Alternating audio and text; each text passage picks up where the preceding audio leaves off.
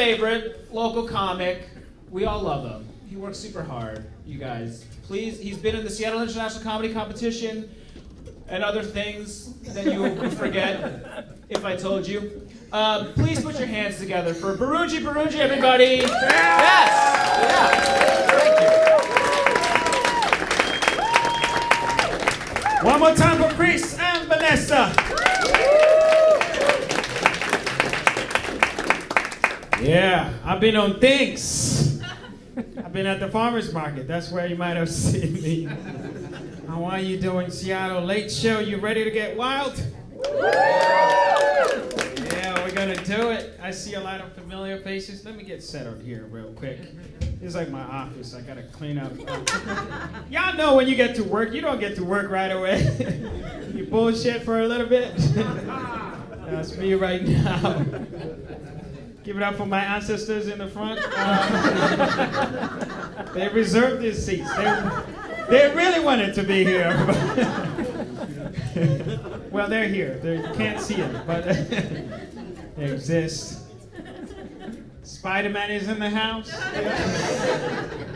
Let's show you people in costume. Get them in. Show us. Yay, Spider-Man. Yeah. There you go. Hey, you win. You win. Nice. Are you going to a party after this? No? Just gonna take that off and go to bed? I got no psycho shit. What? Seriously, you're gonna leave here and go to bed? Are you gonna sleep in it? You look like you're gonna, okay. Why you choose Spider-Man? Is he your favorite? Yeah. You okay? And it's just you. This is weird because this Spider-Man doesn't even drink water, doesn't drink a beer. He just sitting by himself. You want something, bro? What do you want? Maybe you can save me sometime. Someone tries to jack my shit after the show. What does Spider-Man drink? What? Water? Can we get Spider-Man some water? Somebody, I'm serious. You know, you can't fight crime dehydrated.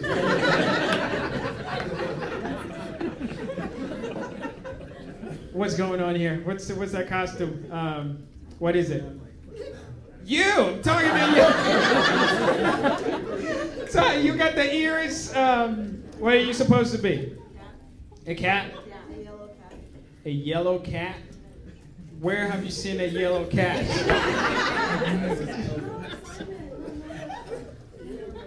What? Garfield, that's what Garfield? Okay.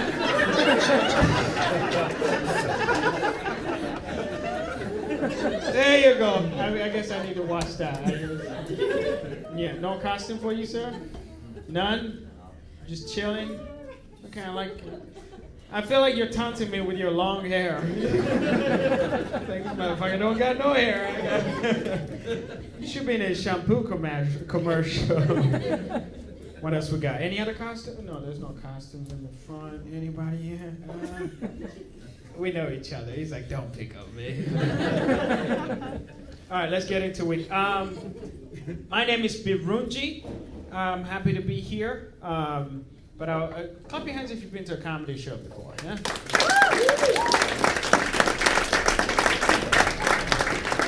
Most of you, for those who do not know, I'm gonna give you some insider secrets, okay? When you go to a comedy show, comedians come up here, we say a lot of shit. Some of it is truth, some of it is lies. We'll come up here and say shit like, it's nice to see you. I'm here for the $12 they promised me. I was at home chilling. Angela's like, do you want $12? I was like, I'll be right there.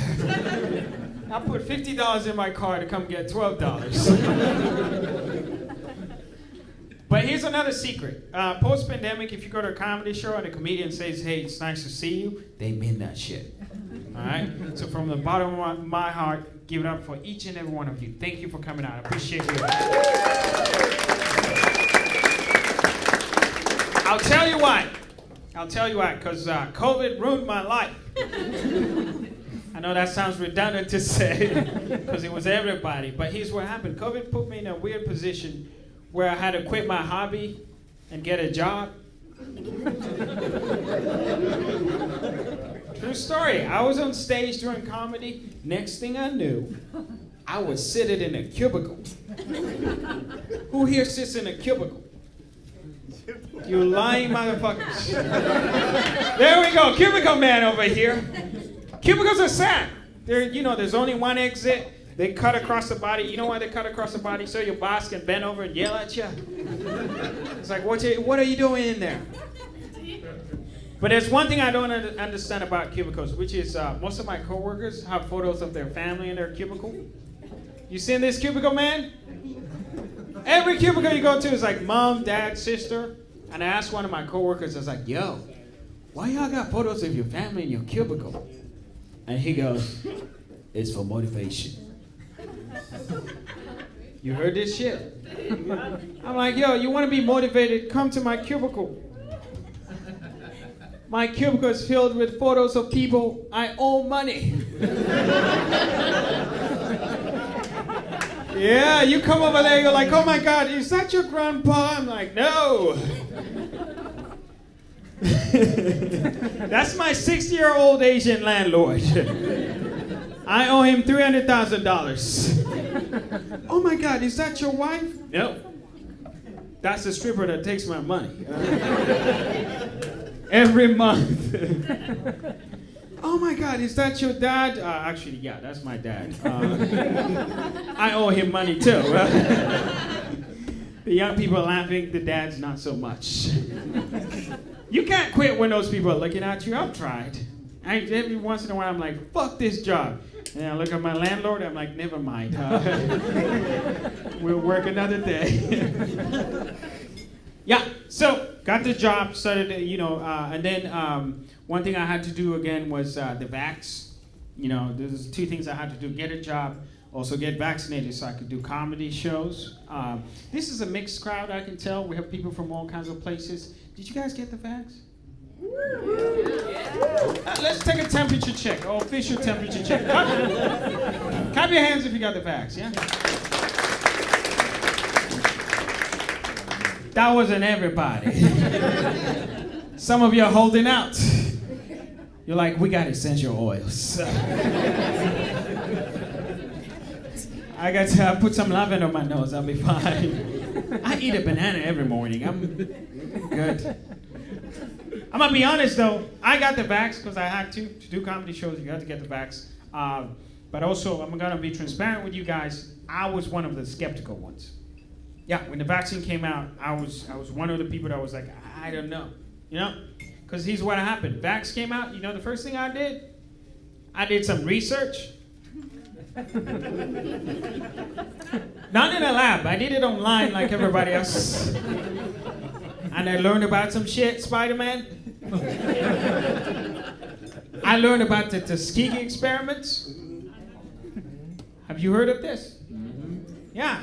Vaccine comes out, find out about the Tuskegee experiments. So what I did is I called all my black friends. Let me give you context. Some of you look confused. Tuskegee experiments. Back in the day, the US government experimented on black people, all right? So vaccine comes out, I called my black friends. I was like, yo, are we doing this? And most of my black friends were like, oh no, I mean, I don't know, bro. The last time we did, but unlike my black friends, thankfully for me, I got someone at home. My wife. For context, she's not a scientist. But she's white. I was like, hey babe, get in the car. She's like, where are we going? I was like, you are getting vaccinated.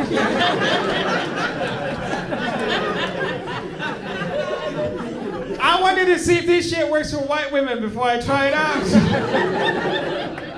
I drive her to the tent, she's getting the vaccine, I'm hiding behind the tent. I'm like, oh boy, I hope this works out. I did that thing like you ever go to get an x-ray and they put that metal vest on you and then you ask, is this safe? They're like, yeah, go ahead, you good. That was me behind the tent. She asked me, she's like, is this safe? I was like, babe, go ahead, you good. Soon as I saw that shit worked for white women, I was like, give it to me! I'll take all 2 doses on the same day. I got my booster on the same day as my main shots. One to the right, one to the left, in the middle. That's where COVID lives. You gotta pay attention. I'm talking to the black people right now. Pay attention to what white women are doing. Bro, pay attention. Sister, pay attention to what white women are doing. Because if it's good for white women, it's good for you. If it's bad for white women, it's bad for you. Don't do it. That's why I do not do opioids. But I'll take a pumpkin spice latte any day.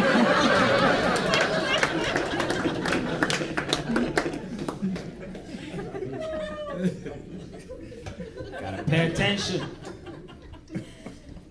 My favorite thing during this time has been traveling to different states and noticing how different states and cities encourage people to get vaccinated. All right? Like I went to Florida.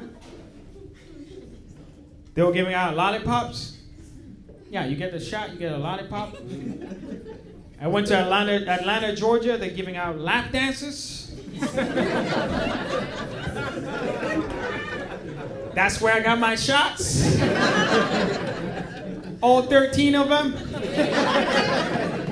You know, they're like, you back? I'm like, yeah, COVID, it's serious. I am not taking any chances. And then I came back to Washington, and I realized in Washington, you guys were using traffic signs to encourage people to get vaccinated. Have you seen that? Like you'd be driving on I-5, and when you look up, it says, Washington, max up, vax up. You seen these signs? Yeah. I'm like, yo, your governor thinks we actually pay attention to traffic signs? Like, you want to catch my attention while I drive, just text me like a normal person.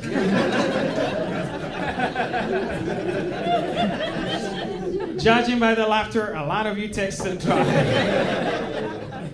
God forbid you end up in an accident because you're texting, you know? Your body falls out of the car, you roll, you're lying lifeless on the ground. And the paramedics show up, your phone is still clutched in your hands. They're looking at your lifeless body, they're like, oh my God, he's dead. Time of death, 9:45. Cause of death, COVID.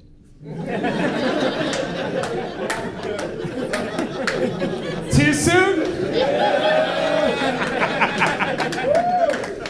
That joke helps me identify where the Republicans are seated. I know where you are. Isn't it weird though? Isn't it weird though that we've had all kinds of diseases in history, all kinds of pandemics, and this is the first time that we use traffic signs to manage the disease of the pandemic? Missed opportunity. We could have saved a lot of lives back in the day. Could you picture that? We had polio in the 50s. Could have used traffic signs. 80s. We had HIV/AIDS.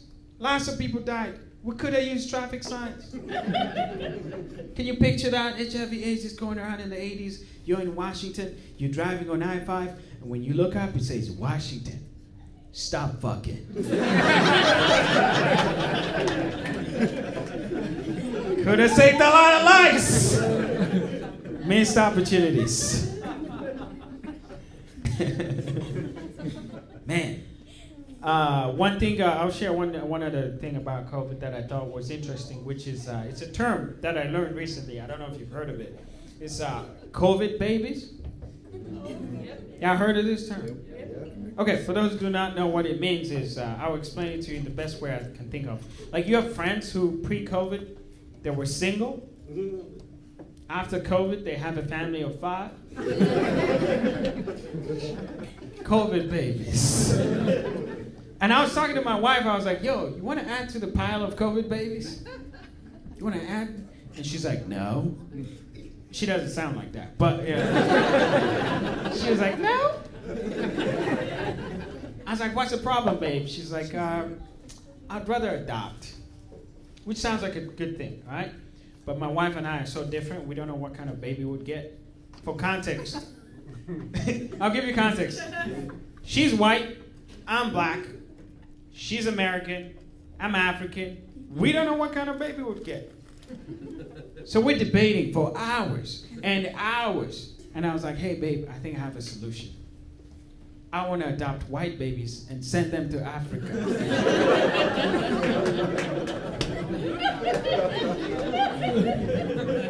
Because white babies need love too. I'm telling you, as we sit here speaking right now, there's a white baby sitting in a trailer park. Thinking to themselves, man, fuck Wisconsin. I cannot do this anymore. Let's go to Zimbabwe. If I can make it in Wisconsin, I can make it anywhere. I got my dashiki, let's go. Now, I know there's a flaw in my plan, okay? It's weird to take the whitest kids and put them in the hottest continent in the world. But I have a backup plan. I stole this idea. It's UNICEF commercials. Yeah, I'll get the biggest celebrities, and they'll come out with these white kids. I'll get like Rihanna. She'll be like, this is Tyler, AKA Spider-Man. Originally from Wisconsin. He lives in Zimbabwe now. He has been suffering. He's been sunburned so many times. You at home can help him. For less than $2 a day, you can buy him some sunscreen.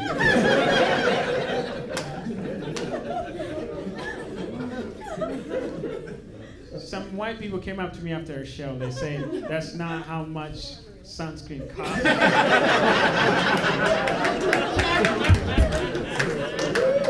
And I was like, touche! I've never had to buy sunscreen. I don't know. How much is it? $7? Spider-Man, how much is it? A wig? $13? Oh my God, you need a second job just to fight the heat. All right, let's start the show. My name is Birungi. Yeah, I do have a name. You guys were like, does he have a name? Yes, I do have a name. I'm gonna be honest with you guys. I get uneasy introducing myself on stage and in real life, because there are two types of names. Let's say your name is John. Do we have any Johns here tonight? All these white people don't want John? You're lying. John, where are you? Middle name John? Let's say your name is John. You look like a John. You got. Let's say your name is John. What's your name, sir? You're messing with me, but you do look like. Okay, let's go with it. Let's say your name is John.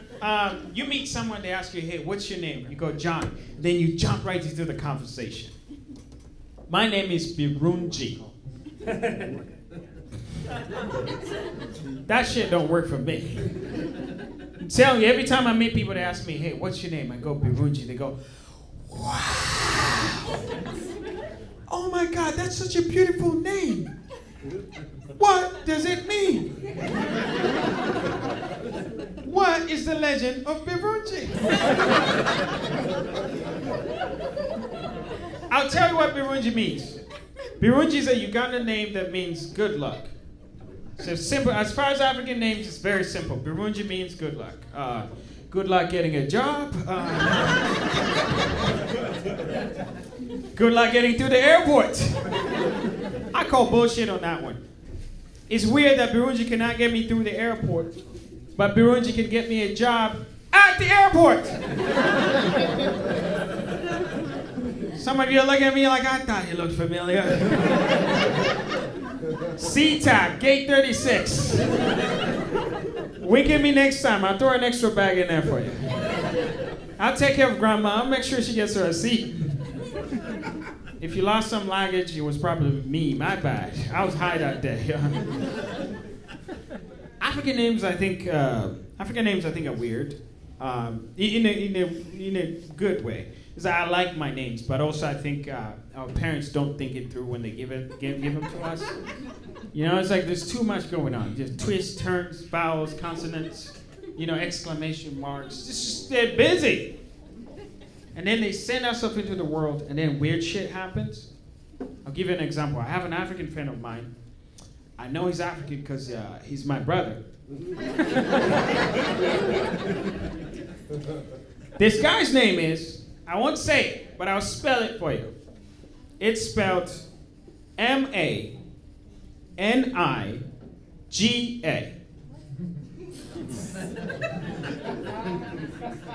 M-A-N-I-G-A. White people, I know you said it, yeah? One of those letters is silent. You just gotta figure out which one. This guy must be a nightmare for anyone who works at Starbucks. M-A-N-I-G-A. I can't imagine how that order goes. I have a frappuccino here for,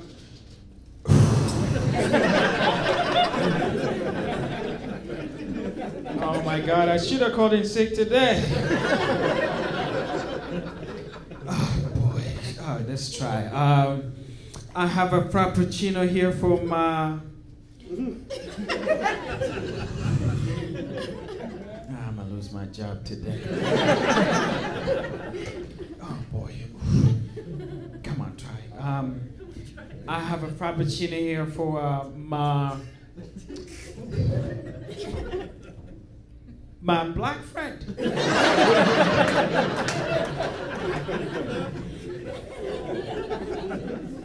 White people, do not try retelling that joke at work. It will not work out. You'll be like, oh, I saw this comedian, his name is my nigga. Right there, HR will be like, right this way, Travis. It's your last day, clear your cubicle. Names are important. You gotta be careful with the names you give to your kids. Like, my wife and I are talking about this. We're like, if we have kids, what are we gonna do? Again, let me give you context. She has 2 American names. I have 2 African names. If we have kids, we don't know what to do.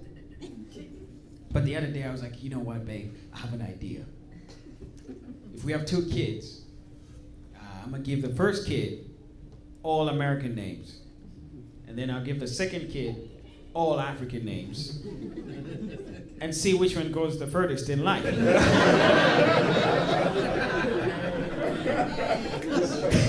Seattle, I'll come back in 20 years.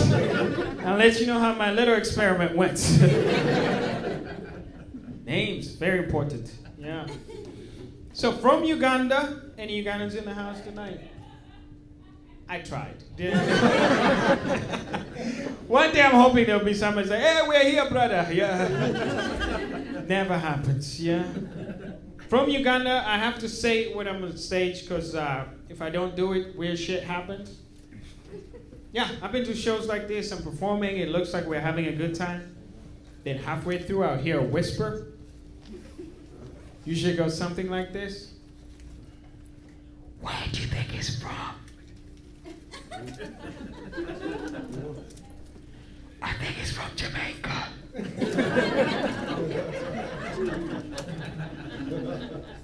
Oh no, I think he's from North Carolina. None of the above. But on stage I tell you because it gives you context. But in real life I'm hesitant because it comes with a lot of questions. I'll give you a few examples. Like I'll be like, I meet someone at a show or after a show, and they usually ask me like, hey Birungi, how does one go from Uganda to Seattle? How does one go from Uganda to America? I'll tell you. I went to high school in Uganda. Right before I graduated, I was walking on campus. I stumbled upon a brochure, and it was a study abroad exchange program. And they said you could go to Seattle. I was like, oh my God, I want to do this. So I run home with this brochure. I show it to my dad. I was like, hey, Dad, for the rest of my high school career, I want to spread my wings. I want to go to Seattle, Washington. My dad is a little bit old school. He's like, no, my son, don't do it. I was like, what's the problem, Dad? He goes to his bedroom and comes back with a Seattle Times newspaper. I had no idea that this guy had a Seattle Times subscription in Uganda. And this particular paper had a story. If you're from Washington, you probably heard about this. It was a sex scandal involving a high school teacher. Her name was Mary Kay. Okay? You might be too young. Let me give you some context. At the time, Mary Kay was a 40-year-old white woman, high school teacher, who banged one of her students. A 14-year-old Samoan boy. My dad shows it to me. He's like, look, my son. Americans are crazy. Look what will happen to you.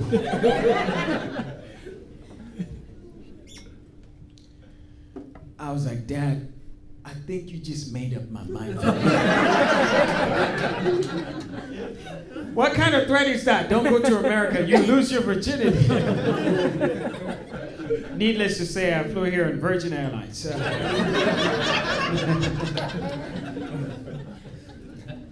Lots of questions. I'll share one more and then I'll move on. Oh, I love you.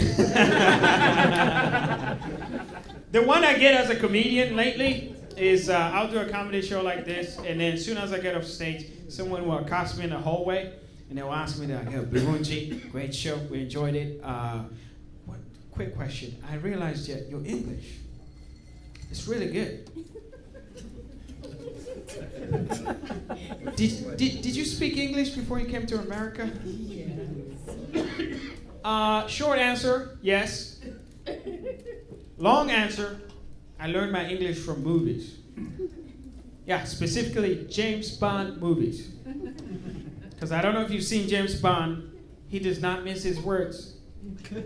You see it when they catch him, they ask him, hey, what's your name? He goes, Bond. James Bond. Firm, clear. That's the guy you want to learn English from. But James Bond almost ruined my chances of coming to America, bro. I was on the plane, I watched all the James Bond movies, I'm reciting, I'm getting in the mood. I arrive at the airport, immigration officer's like, step forward, sir, what's your name? And I'm thinking, James Bond Energy. James Bond Energy, Birungi. Birungi. He's like, nice, welcome to America. I just gotta ask you a couple questions. What's the reason for you visiting America? And I'm thinking, James Bond Energy, James Bond Energy. I could tell you, but then I'd have to kill you. You guys laugh, he was not laughing. He's like, I'm gonna ask you one more time. What's the reason for visiting and how long are you gonna be here? I'm like, I'm gonna be here for as long as it takes. I'm on a mission impossible. He's like, step aside, sir. Do you have any weapons on you? I'm like, this watch could kill you from 40 yards away. All I'm saying is James Bond is not a good role model for immigrants. That shit only works if you're British. Yeah, so love comedy shows, especially as a Ugandan comedian, but I've been talking to some of my fellow American comedians, and they don't experience this shit. I'll share one more anecdote from recently. I was performing in Tacoma. Here's one thing that happens at comedy shows is people like to give compliments, all right? I love compliments. If you got some nice shit to say, I want to hear it. I love compliments. Keeps me young, keeps me healthy. But sometimes I do not know where the compliments are going. Again, I was in Tacoma after a show. Lady comes up to me. She's like, oh my God, this is a wonderful show. Are you the Ugandan comedian? I was like, that was all my material. And then she lights up. She's like, oh my God, you from Uganda? You from Uganda? sandals are from Uganda. Someone in Uganda made these sandals. I was like, lady, I don't know what to do with this information. It's not like I walk up to Chinese people and I go, hey, your cousin made this shoe. Never happened.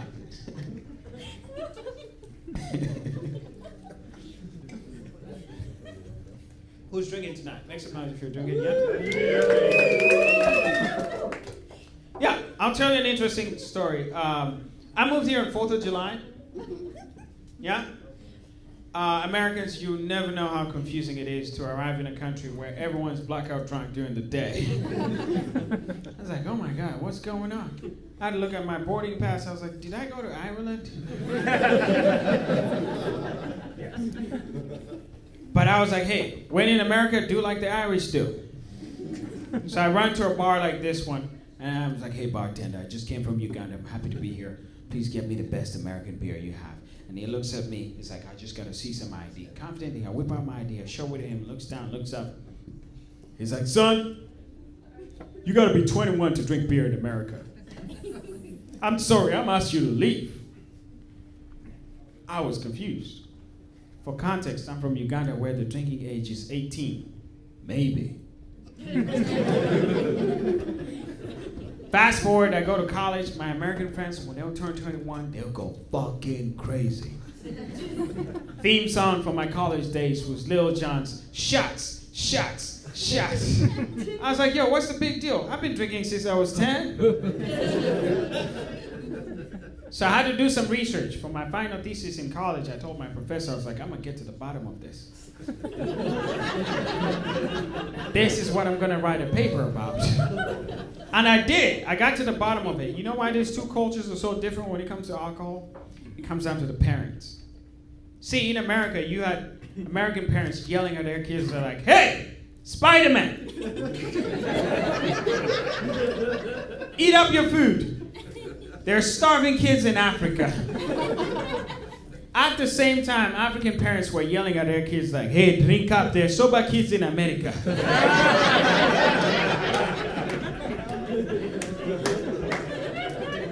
I even saw UNICEF commercials where the biggest celebrities would come out, they'll be like, this is Spider-Man. He's been sober his entire life. You can help him. For less than $2 a day, you can buy him a 40.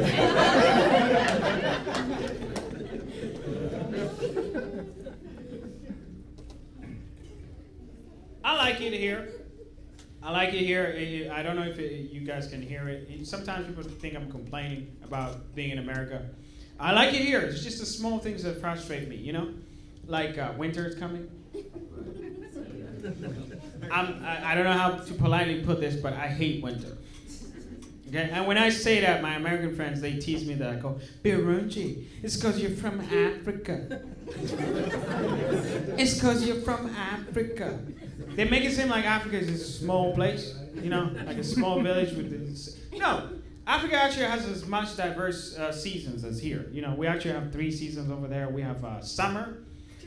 And then we have, oh shit, it's summer again. And then we have, oh, I can't believe it's summer. And then I come over here, and you guys have the 4 regular seasons. Those ones I can do, okay? But then you have this other spooky shit that you don't tell us about until we get here. Like tornado season. Hurricane season. It's almost like some of your seasons are trying to kill you. You saw what happened in Florida recently. Personally, I got to experience my first snowmageddon like a couple years ago. You guys remember this shit? Okay, some of you forgot. I did it. I don't know if you remember that day. I picked up the newspaper and it said right there on the headline, it was like, biggest storm to hit the Pacific Northwest. I was like, no shit. I run home, I turn on the TV, I turn on the Weather Channel, And the weatherman comes out, whips out a weather map, and he's like, yo, it's true. This is the biggest storm ever. He starts canceling out entire cities. It's like Seattle gone, Bellevue gone, Tacoma gone. I was like, shit, I gotta do something about this. At the time, I had a roommate from Texas. I was like, bro, did you see the news? What are we gonna do? And he's like, we're gonna buy a few beers and wait it out. Wait it out? Are you crazy? Look, I'm from a third world country. I do not take those kinds of chances. As soon as I saw that headline, biggest storm to hit the Pacific Northwest, I was like, I gotta do something about this. So I went to the nearest neighborhood, nearest store, bought a few cans of soup, bought a few bags of rice, and moved into a white neighborhood. Yeah, I don't want to be that guy floating on a rooftop while Anderson Cooper reports.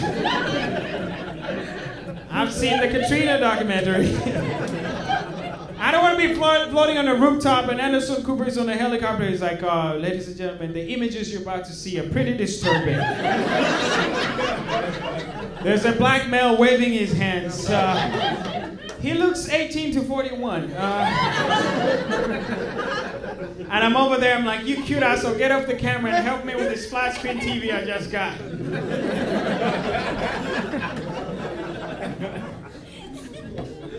Not taking those chances. You know what I've noticed? When the weather goes crazy, people go crazy. Have you noticed that?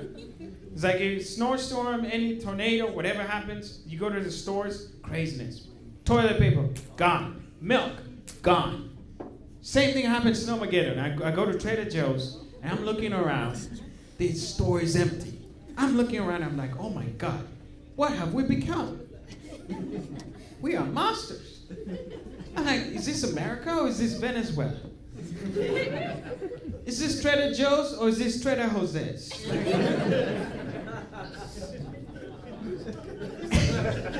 And inevitably, we start pointing fingers, right? We're like, they did it. You know, we start pointing fingers. I have to investigate. I'm in the Trader Joe's. It's dim. The lights are out at that point. So I go aisle by aisle. You know, I go to the chicken section. All the chicken was gone. I was like, shit, they're going to blame black people for this. Oh no. I'm leaving the store. I'm depressed. I'm like, man, they're going to say black people took all the chicken. But right before I left, I go to the spices section. And all the spices were still there. I was like, white people did this shit.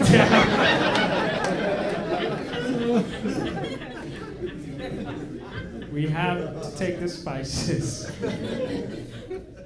But the number one reason why I complain about winter is simply because I cannot drive in the snow.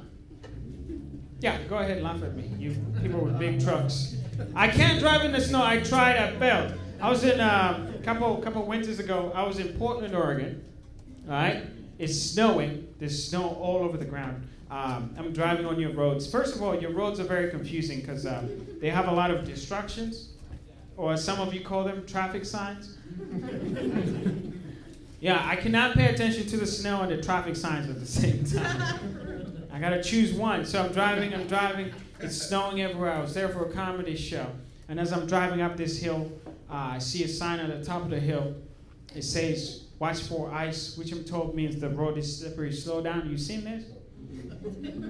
But for some reason, when I'm driving, I see watch for ice, which to me is watch for immigration customs enforcement. Instead of slowing down, I speed the fuck up. I'm like, hell no, I'm not getting deported. Not today. Whichever brother put up that sign, thank you. You're saving a lot of lives. Must be one of my Mexican brothers. I'm paranoid. I'm paranoid about immigration. I am. Which is the reason why I went ahead and got my green card. Okay, I'll say this again. I went ahead and got my green card. Okay, I've noticed, American audience, when I tell you guys, hey, I got my green card, most of you are like, yeah, cool story, bro. Mexican audience, I get a standing ovation at this point. I'm telling you that we're doing the Mexican wave. Woo! Giselle es imposible. I don't speak Spanish. Don't quote me on that shit. But I get it. You're American. You've never needed a green card. Some of you don't even know what it is. You never need it. I'll tell you what it is. A green card, I like to tell people, it's like a membership card. Yeah, it's like a Costco card. It's this special card that gives you access to this big country where everything is made in China. Okay, you know what it is? There are many ways to get your green card.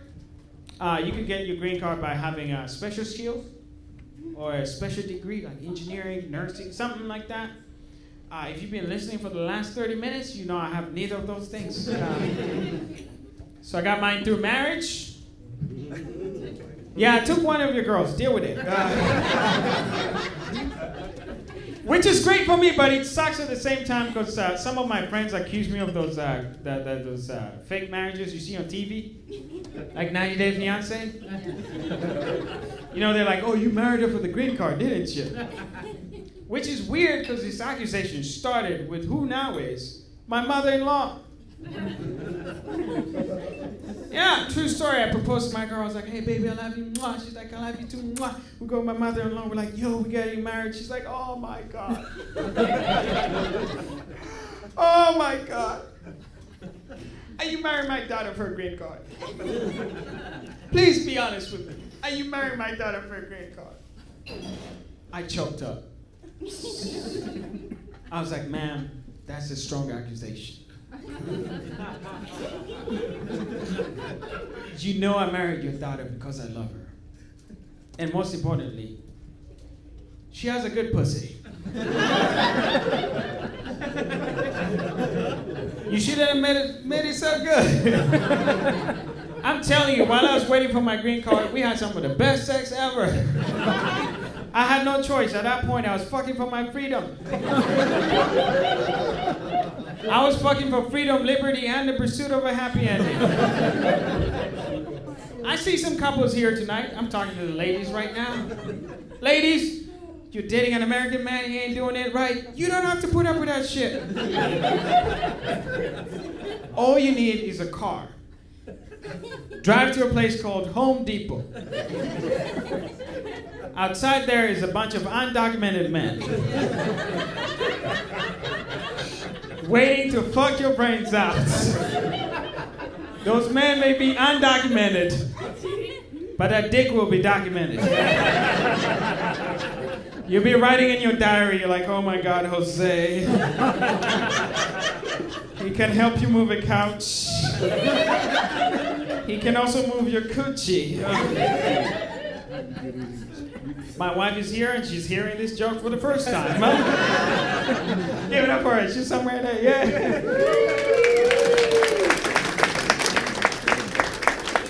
She heard, "I have a good pussy." She's like, "Oh my God. I'm going to charge him more for that shit." I don't pay for it.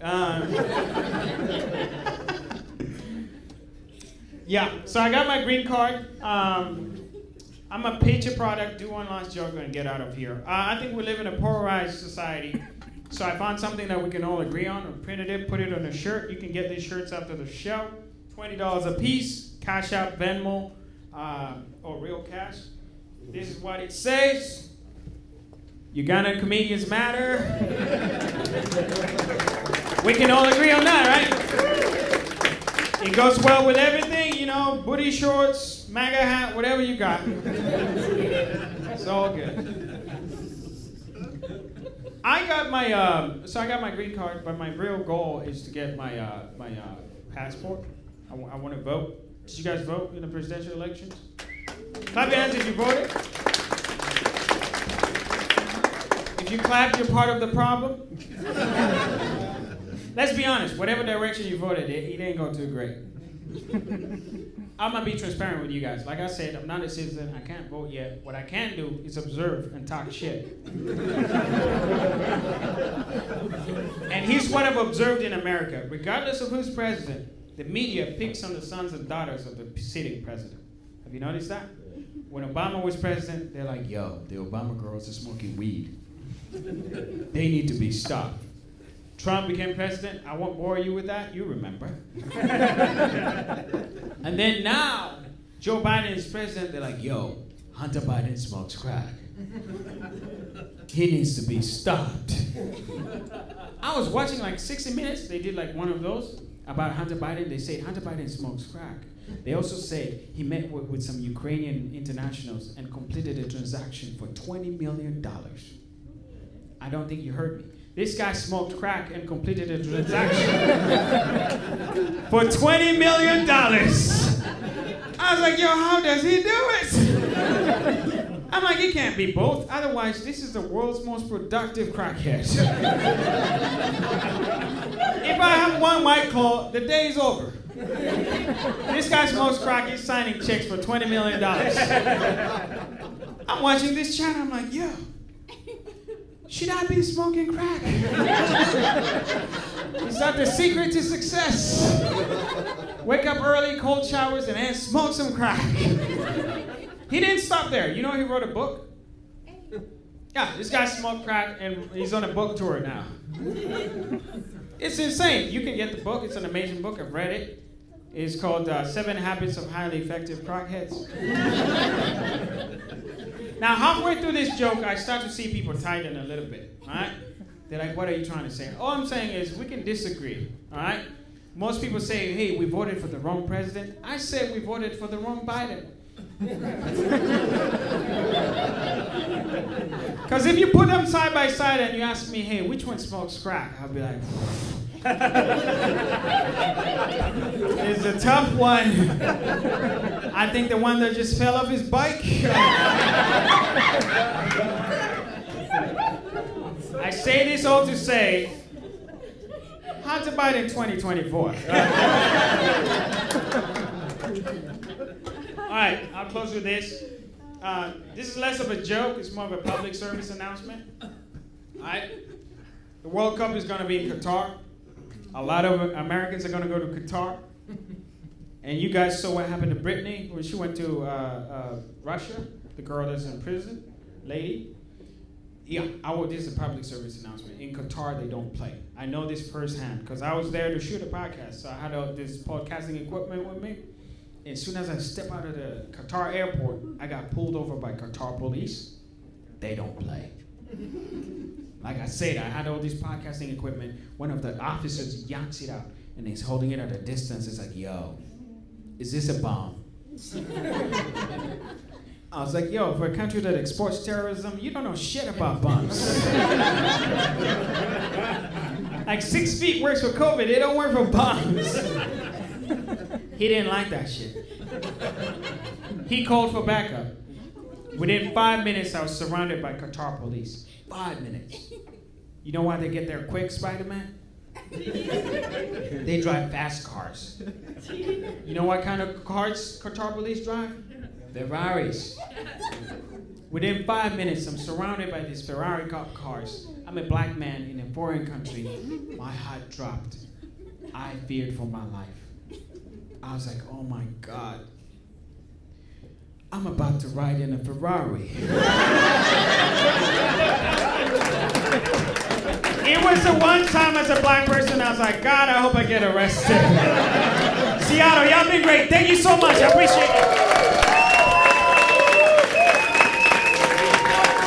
Birungi, everybody. Yeah. Yes. I love it. Keep it going for yourselves. Thank you for coming out so much and supporting live comedy. It's really weird when you're not here. We appreciate it a lot. We have comedy Wednesday through Saturday, and there's even a class you can take if you want. We really appreciate you coming out. Have a good night. Thank you.